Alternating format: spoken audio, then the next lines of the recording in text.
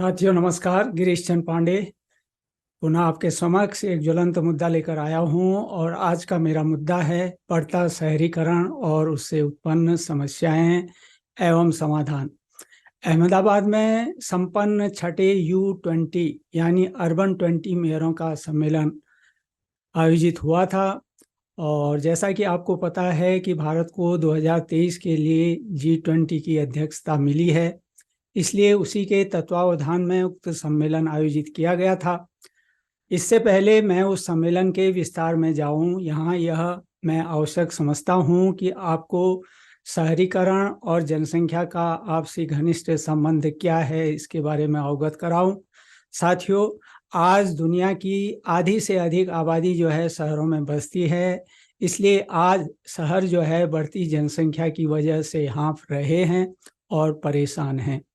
भारत का जहाँ तक संबंध है, एक समय ऐसा भी था जब आज़ादी के बाद भारत की लगभग 70% 70% आबादी जो थी गाँव में रहती थी और इसलिए भारत को गांव का देश कहा जाता था। लेकिन आज स्थिति ठीक उलट हो गई है।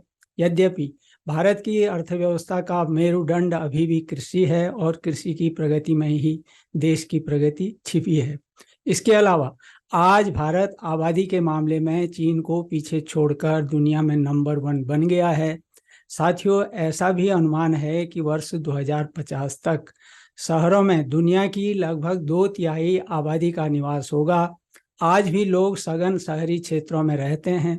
जहां तक भारत का संबंध है, वर्ष 2030 तक भारत में शहरी आबादी 63 करोड़ तक पहुंचने का अनुमान है, 63 करोड़। इसमें दो राय नहीं कि यदि बढ़ते शहरीकरण का सही नियोजन नहीं किया जाता तो इससे समाज में कई समस्याएं देखने को मिलती हैं। मसलन शहरीकरण से पर्यावरण संकट, सामाजिक एवं आर्थिक असमानता एवं कई प्रकार के अपराधों में बढ़ोतरी होती है, जिसकी वजह से आम नागरिक में असुरक्षा का भाव पैदा होता है। इसके अलावा शहरों के बुनियादी ढांचे में भी प्रतिकूल असर पड़ता है। शहरों में अवैध अतिक्रमण से जहां शहरों की सुंदरता बिगड़ती है, वहीं रिहायशी इलाकों के स्वरूप में भी बेतरतीब बदलाव आता है।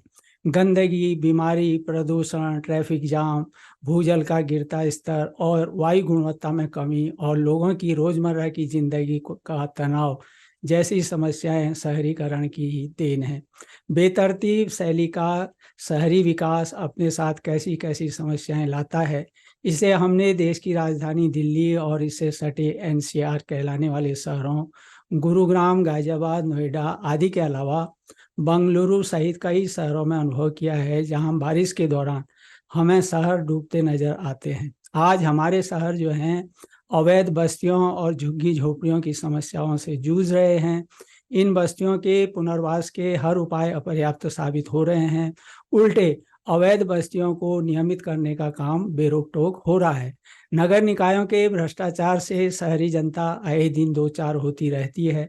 यहाँ हमें यह ध्यान में रखना होगा कि शहरों का समुचित विकास केंद्र सरकार का दायित्व नहीं है, यहाँ राज्य सरकारों और उनके नगर निकायों की जिम्मेदारी है।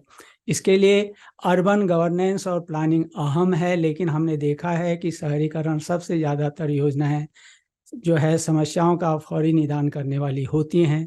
इसके चलते जो फ्लाईओवर, अंडरपास, बाईपास आदि बनते हैं या फिर नए मोहल्ले बसाए जाते हैं, वे कुछ ही समय बाद समस्याओं से घिर जाते हैं और फिर उन्हें तोड़कर नए सिरे से बनाया जाता है। स्पष्ट है कि टाउन प्लानर की अदूरदर्शिता यहाँ पर पूरी तरह जिम्मेदार है और इससे दो समस्याएं सामने आती हैं। पहला, सरकार पर अनावश्यक वित्तीय बोझ पड़ता है, तो दूसरी ओर आम जनता को भी परेशानी उठानी पड़ती है।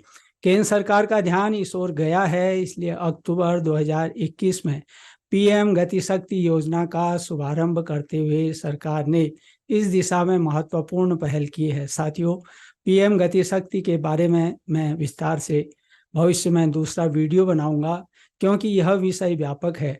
फिलहाल संक्षिप्त तौर पर आपके ध्यान में लाना चाहूँगा कि इसका लक्ष्य विभिन्न प्रकार की संपर्क सुविधाओं और संचालन तंत्र में सुधार करना तथा बुनियादी ढांचे से संबंधित खामियों को दूर करना है।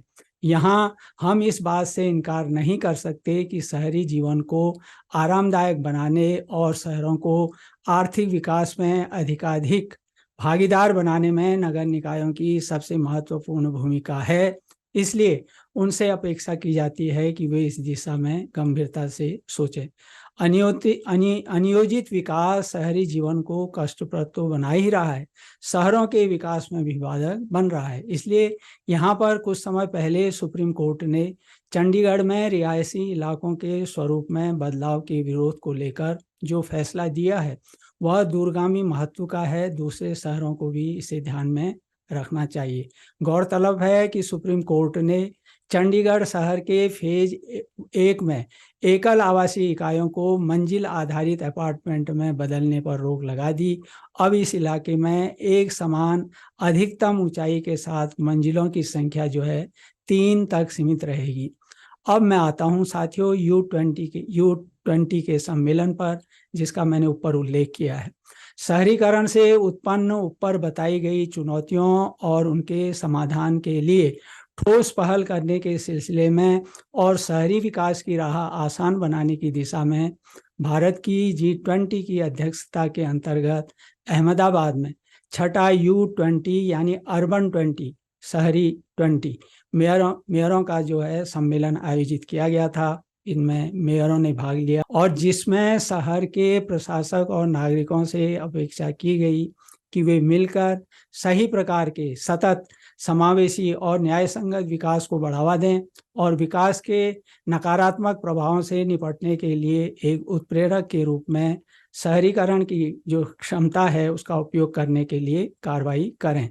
2 दिन तक यह बैठक चली और इसमें शहरी विकास का जो मसौदा या कहें कि ब्लूप्रिंट तैयार किया गया, उसमें जलवायु परिवर्तन से जुड़े मुद्दों को सर्वोच्च प्राथमिकता दी गई। शहरी विकास के डिजाइन में क्लाइमेट फाइनेंस, जल सुरक्षा, डिजिटल अर्बन फ्यूचर जैसे 6 मुद्दों पर मिलकर काम करने पर सहमति हुई।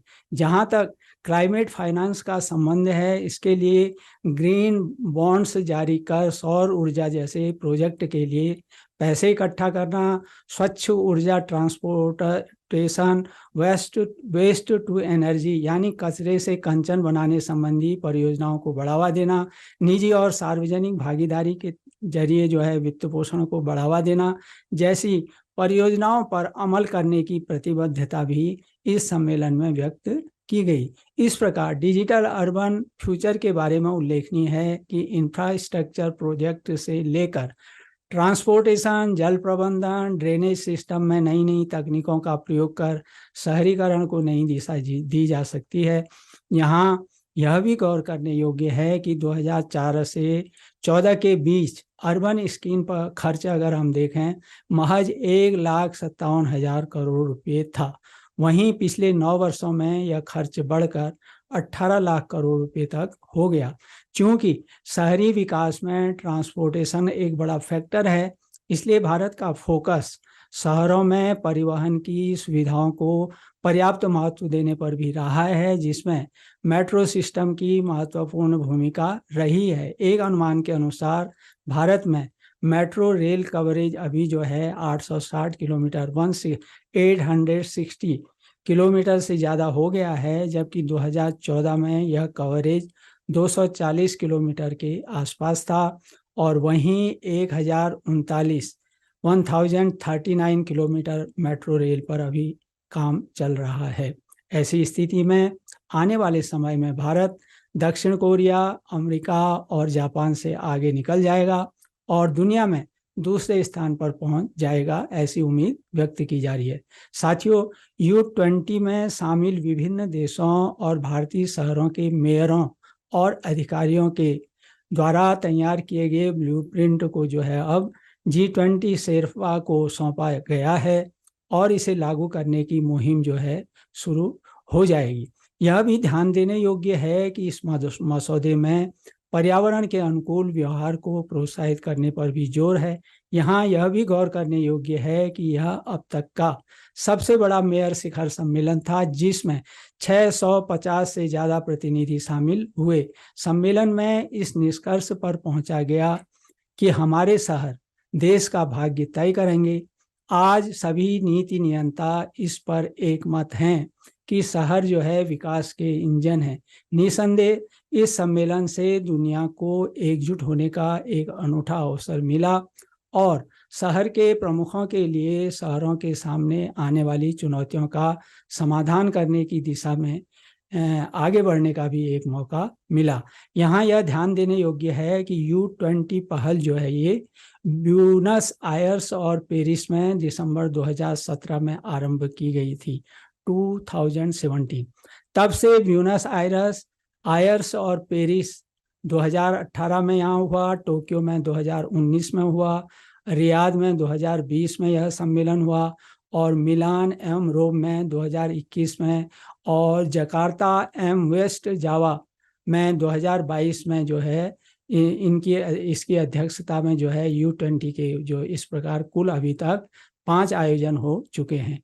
यह भी ध्यान में देने योग्य है कि प्रत्येक U20 आयोजन में G20 देशों के जो मेयर एवं सिटी शेरपा के प्रतिनिधित्व वाले प्रतिभागी शहरों तथा अन्य समीक्षक शहरों को एक मंच पर लाया जाता है और जिसमें शहरों को आर्थिक समृद्धि और पर्यावरणीय प्रभाव, बढ़ता घनत्व और फैलाव, विविधता और सामाजिक एकजुटता, तकनीकी प्रगति और डिजिटल विभाजन एवं शहरी क्षेत्रों का सामना किए जाने वाले कई अन्य विरोधाभासों के बीच जो है सहित संतुलन स्थापित करने पर भी विचार किया जाता है।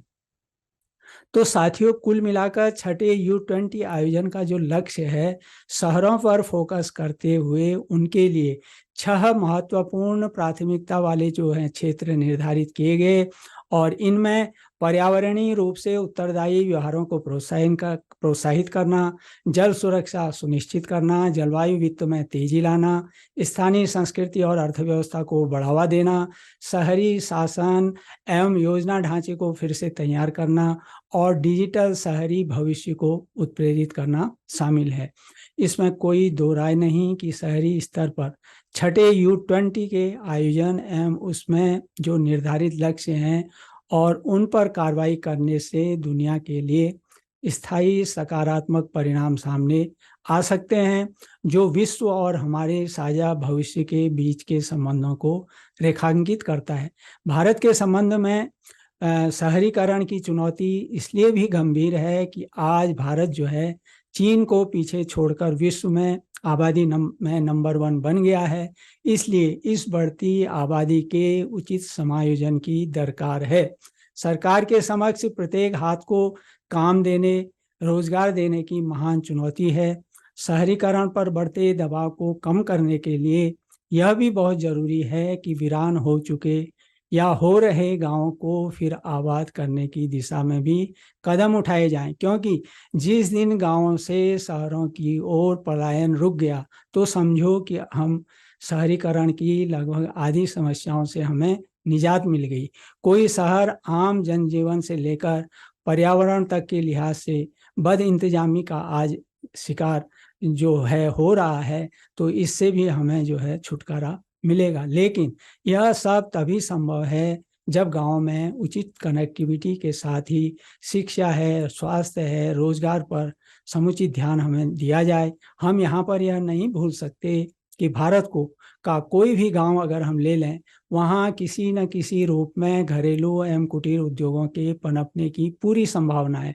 प्रश्न है यही है कि सरकार उसके दोहन की दिशा में पहल करे और ग्रामीणों को इस संबंध में प्रोत्साहन आदि दे। इसलिए क्षेत्रीय एवं स्थानीय स्तर पर आर्थिक गतिविधियों को बढ़ावा देना होगा और स्थानीय क्षमता और पहचान का लाभ उठाना होगा। खुशी की बात है कि प्रधानमंत्री नरेंद्र मोदी ने आत्मनिर्भर भारत की दिशा में आगे बढ़ने के लिए वोकल फॉर लोकल का जो नारा दिया है उस पर आज राज्य सरकारें अमल कर रही हैं और उसके सुपरिणाम देखने को भी मिल रहे हैं। सतत विकास और पर्यावरण संरक्षण के बीच एक उचित संतुलन बनाने की आवश्यकता है। यहाँ पर केंद्र सरकार की ग्रामीण क्षेत्रों को आर्थिक, सामाजिक और वास्तविक रूप से सुदृढ़ बनाने हेतु उनके आधारभूत अवसंरचना यानी इंफ्रास्ट्रक्चर के विकास में योगदान करने के लिए और वहाँ आर्थिक गतिविधियों को बढ़ावा देने के प्रयोजन से दिसंबर 2015 में रर्बन की घोषणा की गई थी। रर्बन के अंतर्गत जो है गांव की आत्मा और शहरों की सुविधा के बीच सामंजस्य बिठाने का प्रयास किया गया है। मोदी का कहना था कि रूरल RURL रूरल और अर्बन को मिलाकर बनाए गए रर्बन RURBN के शब्द को में विकास को इस भांति परिभाषित किया जाए कि विकास ऐसा हो जिसकी आत्मा तो गांव में बसती हो लेकिन सुविधा शहरों की हो, यानी शहरों की तरह गांव को भी सुविधा मिलनी चाहिए। यहाँ पर हम यह नहीं भूल सकते कि किसी भी देश का बढ़ता शहरीकरण उसकी प्रगति के लिए एक महत्वपूर्ण भूमिका अदा करता है। भारत की आर्थिक उन्नति की गंगा शहरों से निकलेगी, इसमें कोई संदेह नहीं है, क्योंकि रोजगार, उद्योग, व्यापार इत्यादि शहरों में ही फलते फूलते हैं। इसलिए यदि हमने बढ़ते शहरीकरण की समस्याओं से अवगत कराया तो इसका मतलब यह नहीं है कि हम शहरीकरण के विरोध में हैं। शहरीकरण एक अपरिहार्य प्रक्रिया है, इसे रोका नहीं जा सकता। और यह भी तथ्य है कि सुनियोजित रूप में बढ़ता शहरीकरण देश के विकास में प्रमुख भूमिका अदा करता है। चीन और दक्षिण कोरिया जैसी अर्थव्यवस्थाओं ने तीव्र शहरीकरण की प्रक्रिया के दौरान ही उन्नति की है और जिसमें शहरों में श्रमिकों के योगदान की वजह से ही वहाँ का जो विनिर्माण और इंफ्रास्ट्रक्चर है फला फूला है। हम भी भला शहरों में आधारभूत ढांचे के निर्माण में अपना खून पसीना एक करने वाले, सर्दी गर्मी और वर्षा का ख्याल किए बिना प्रतिकूल स्थितियों में काम करने वाले प्रवासी श्रमिकों के योगदान को कैसे भूल सकते हैं। इसलिए हमारा मत ग्रामीण एवं शहरी संतुलन से है, ताकि दोनों ही क्षेत्र फलें फूलें और देश की अर्थव्यवस्था को आगे बढ़ाने में अपना योगदान दें और विकास का इंजन बने। इसलिए जहां शहरी बुनियादी ढांचा अब भी कमजोर है, वहां सरकार के स्तर पर शहरी सड़क, जलापूर्ति और सीवरेज सिस्टम, सस्ते आवास, किराए पर किफायती दर पर उपलब्ध आवास, स्वास्थ्य और शिक्षा ढांचा और उसके साथ ही मनोरंजन योग्य सुविधाएं आदि जो हैं उन पर गंभीरतापूर्वक निवेश करना चाहिए, ताकि ज़्यादा मात्रा में लोग सीमित आय का स्रोत होने के बावजूद भी शहरी बस्तियों में आने के इच्छुक हों और देश के इंफ्रास्ट्रक्चर में तेजी लाने वाले, मजबूती लाने वाले ये प्रवासी मजदूर और इनका परिवार भी एक सम्मानपूर्वक एवं गरिमापूर्ण जीवन व्यतीत करने में सक्षम हो सके। उनको क्वालिटी ऑफ लाइफ कैसे मिले, इस पर विचार करना बहुत जरूरी है। संयुक्त राष्ट्र ने सतत विकास के जिन 17 लक्ष्यों को निर्धारित किया है, उनमें लक्ष्य 11 का जो उद्देश्य है वह शहरों तथा स्लम को पूरी तरह सुरक्षित बनाने के साथ साथ उन्हें आधारभूत सुविधाओं से लैस करना भी है, ताकि उनमें रहने वाले सभी उम्र और वर्ग के लोगों को बेहतर जीवन प्रदान कर एक स्वस्थ शहर का जो है निर्माण किया जा सके। भारत के लिए इस लक्ष्य को प्राप्त करने की भी चुनौती है। यहाँ पर हम भारत के स्मार्ट सिटी मिशन का भी उल्लेख करना चाहेंगे। इसका उद्देश्य जो है सतत और समावेशी शहरों को बढ़ावा देना है और 100 शहरों का इसमें जो है समावेश किया गया है। 25 जून 2015 को प्रधानमंत्री नरेंद्र मोदी ने स्मार्ट सिटी मिशन का शुभारंभ करते हुए कहा था कि यह योजना देश में शहरों के विकास के लिए मील का पत्थर साबित होगी। इस पर देश के 40% जनसंख्या जो या तो शहरों में जीवन गुजारा करते हैं या शहरों पर आधारित अपना जीवन गुजारा करते हैं, उन पर फोकस किया गया है। विश्व बैंक की हालिया रिपोर्ट में अनुमान लगाया गया है कि अगले 15 वर्षों में प्रतिवर्ष 55 बिलियन अमेरिकी डॉलर की दर से अपने शहरी विकास के क्षेत्र में भारत को कुल 840 बिलियन अमेरिकी डॉलर की दरकार होगी, आवश्यकता होगी। साथियों, शहरीकरण के संबंध में हमारा एक ही फोकस इस पर होना चाहिए कि शहरों को जीवंत स्वरूप किस प्रकार मिले और जनसांख्यिकी लाभांश, डेमोग्राफिक डिविडेंड्स जो है उसका सही दोहन किस प्रकार से किया जाए। यहाँ एक सुझाव यह भी दिया जा सकता है कि जमीनी स्तर पर जुड़े सफाई मित्र, प्रमुख गैर सरकारी संगठन, नागरिक संगठन, कर्मचारी संगठन, वित्तीय संस्थाएं, शहरी नियोजक और जनप्रतिनिधि जो है आपस में समय समय पर इस विषय पर बैठकें आयोजित करके शहरीकरण के संतुलित विकास में अपने अमूल्य सुझाव दे सकते हैं। हमें अर्बन मास्टर प्लान में जलवायु परिवर्तन और मौसम के अत्यधिक प्रभाव पर भी विचार करने की आवश्यकता है। इसमें पूर्व चेतावनी प्रणाली को प्रभावी तौर पर विकसित करना खास तौर पर महत्वपूर्ण होगा। प्रत्येक शहर में एक आपदा प्रबंधन ढांचा होना चाहिए जिसमें बड़ी बड़ी सड़कें हों जो लोगों और सामानों को गति से शहर के अंदर और बाहर जाने की अनुमति दें। इसके अलावा अवैध रूप से देश में प्रवेश कर चुके घुसपैठियों को बाहर निकालना आज समय की मांग है, क्योंकि देश के संसाधनों का उपयोग करने के साथ ही वे हमारे लिए समस्याएं पैदा कर रहे हैं और वे भारत के विरुद्ध अपनी गतिविधियों को अंजाम भी दे रहे हैं और यहाँ के सामाजिक ताने बाने को हानि पहुंचा रहे हैं, नष्ट कर रहे हैं। तो साथियों, ये कुछ सुझाव थे जिनका उल्लेख किया गया और यही मेरा आज का मुद्दा था जो मैंने आपके समक्ष बांटा। जैसा मैं आपसे कहते आया हूँ, निवेदन करते आया हूँ कि अवश्य इस पर अपनी टिप्पणी दें। पसंद नापसंद, लाइक डिसलाइक दोनों का मैं स्वागत करूँगा। दोनों से ही मुझे अपने विषय को आगे और बेहतर ढंग से प्रस्तुत करने में सुविधा मिलेगी। यदि आपने मेरे इस चैनल को सब्सक्राइब नहीं किया है तो कृपया कीजिएगा, देर किस बात की। और इसके अलावा इसको शेयर भी अवश्य करें, क्योंकि शहरीकरण का मुद्दा है और महत्वपूर्ण इसमें जो निर्णय लिए गए हैं U20 के दौरान उनका भी मैंने विस्तार से आपके समक्ष उनको रखा है, साथ ही सुझाव भी दिए हैं। तो निश्चित रूप से यह लाभप्रद जानकारी किसी भी प्रतियोगी परीक्षार्थी के लिए बहुत उपयुक्त होगी। और इसके अलावा जैसा मैं कहते आया हूँ, बाजार में मेरी कुछ पुस्तकें उपलब्ध हैं जिनका लिंक मैं दे रहा हूँ और आप उनका अध्ययन कीजिएगा। तो इन्हीं शब्दों के साथ मिलता हूँ अगले हफ्ते। तब तक आप स्वस्थ रहिए, सुखी रहिए, प्रसन्नचित्त रहिए, लेकिन मेरे ज्वलंत मुद्दे का बेसब्री से इंतजार कीजिए। और इसी के साथ नमस्कार।